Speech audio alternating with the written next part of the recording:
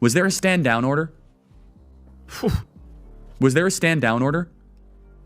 6 hours? I don't believe in Israel many times. The whole country's a fortress. When I first heard this story, I still have the same gut instinct that I did initially. I find this very hard to believe. I've been to that Gaza border. You cannot go 10 feet without running into a 19-year-old with an AR-15 or an automatic machine gun that is an IDF soldier, right? The whole country is surveilled. And so let me just kind of go through this. We don't talk about Israeli politics very often, and most Americans don't know this. The last 9 months, Israel was on the brink of civil war. It's not an exaggeration. This judicial stuff, there were hundreds of thousands of Israelis taking to the streets because Bibi Netanyahu was basically redefining the Israeli constitution. That's not an exaggeration, right? He said the judicial branch has too much power. There were protests planned this week against Netanyahu, where they anticipated tens of thousands of people to take to the streets. That's all gone, Patrick. Netanyahu now has an emergency government and a mandate to lead. I'm not willing to go so far that saying that Netanyahu knew or there was intelligence here, but I think some questions need to be asked. Was there a stand down order? Was there a stand down order? 6 hours? I don't believe it. Israel's the size of New Jersey. When I took a helicopter ride from Jerusalem to the Gaza border, it's 45 minutes. Wow. 6 hours. They're live streaming the killing of Jews. Did somebody in the government say stand down? That is a legitimate, non-conspiracy question. The whole country is the IDF. The whole country is. Yeah. And you're trying to tell me that they're going to concerts and kibbutzes and schools, and by reports, 6 hours. Let's say it's 3 hours. It's possible that the Netanyahu government was double-crossed by bad agents. Okay? That's dark, but it's not as dark as what we're talking about, okay? Another aspect is that Netanyahu might have traitors in his government, like legitimate traitors that have infiltrated. I was texting with some senior people in the IDF, and they said, Charlie, I can't say too much, but let's just say the same problem you have with the left in America, we have here in Israel. So there's something to think about. Just something to think about, right? Is that maybe there's some people within those intel agencies that aren't as sympathetic. Or maybe, Patrick, maybe they might have gotten a tip.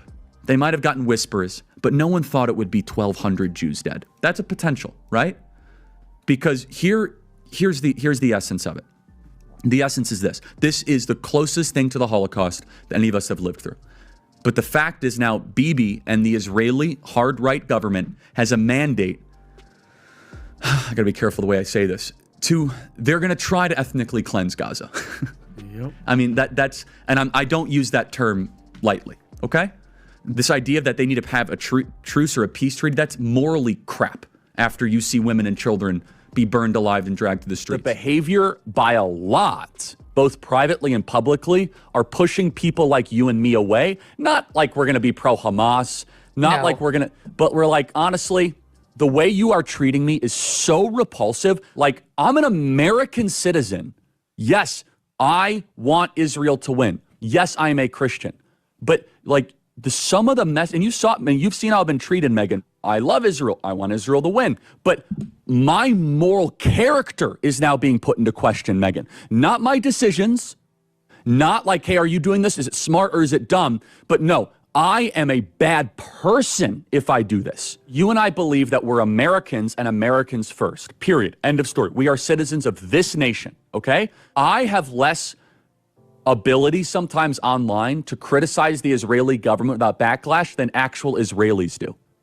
Mm-hmm. And that's really, really weird, isn't it, Megan? That's not against the media on COVID, on lockdowns, on Ukraine, on the border. So like, maybe we should also ask a question. Is the media totally presenting the truth when it comes to Israel? Just a question, that maybe we shouldn't believe everything the media says, because I know I've been conditioned to ask a lot more critical questions over the last couple of years. Before that speech that I gave in July, we had a conversation about this backstage, right before I went on. And I was fulminating and getting all red in the face like I often do, to my shame. And I was mad thinking about this and thinking about the effort by the neocons in the United States to draw us in to another forever war with Iran. Not a defense of Iran, of course. It's merely an acknowledgement that we've done this before. This happened in Iraq, which we entered into at the behest of those same foreign policy strategists, and and it didn't work. And so I was going on at some length backstage with Charlie, and I said, probably not going to talk about that. I'm not going to torture you. I know your donors hate this when I say that. And also Epstein was in the news, and it was clear to me that, Epstein's probably not like a Mossad agent or something, but Epstein clearly had contact with Israeli intelligence and American intelligence and French intelligence, but the only one you're not allowed to talk about is Israeli intelligence. But it seemed true to me, and I had done some work on that. I knew a bunch of people pretty close to that story, so I thought that.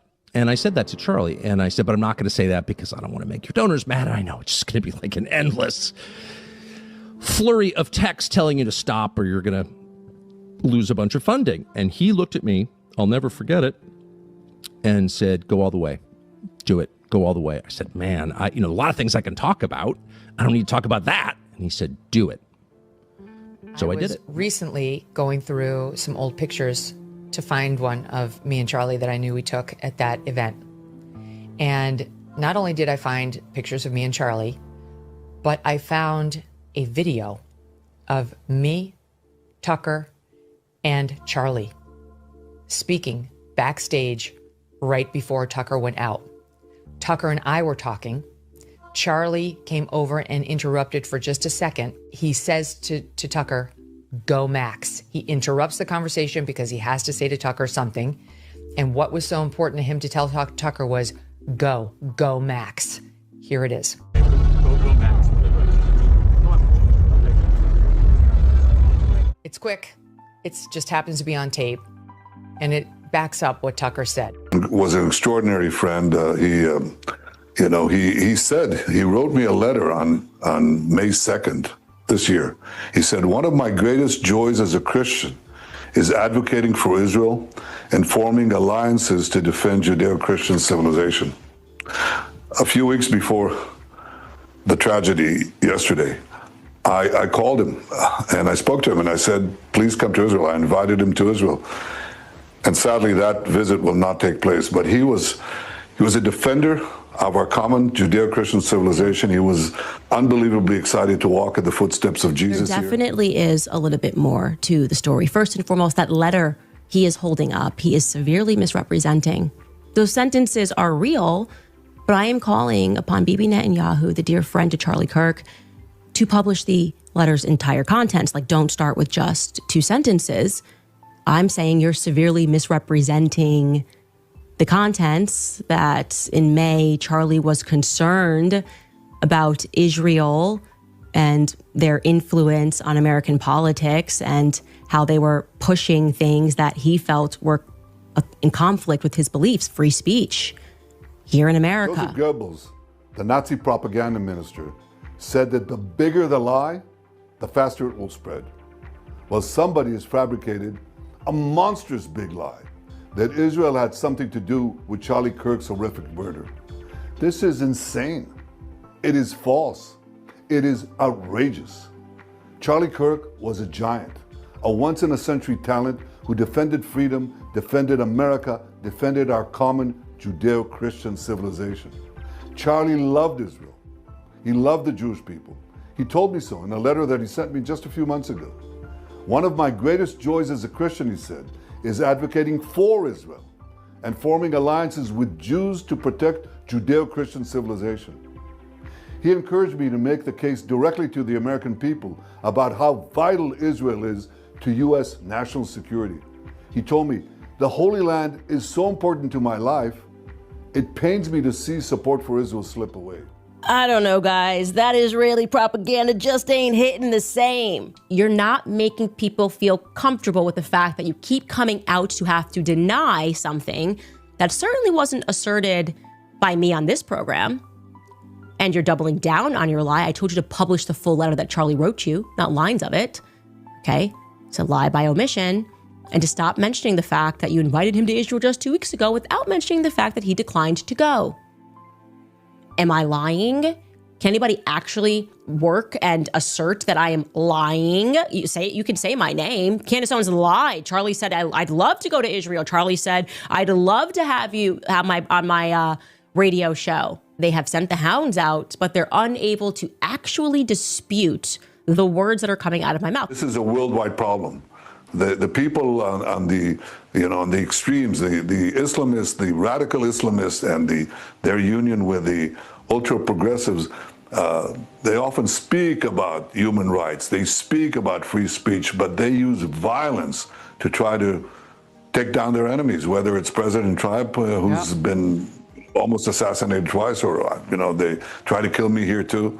But they got Charlie Kirk, and it's just heartbreaking. So it's about 2,000 years ago in Jerusalem, and Jesus shows up and he starts talking about the people in power, and he starts doing the worst thing that you can do, which is telling the truth about people, and they hate it, and they just go bonkers. They hate it, and they become obsessed with making him stop. This guy's got to stop talking.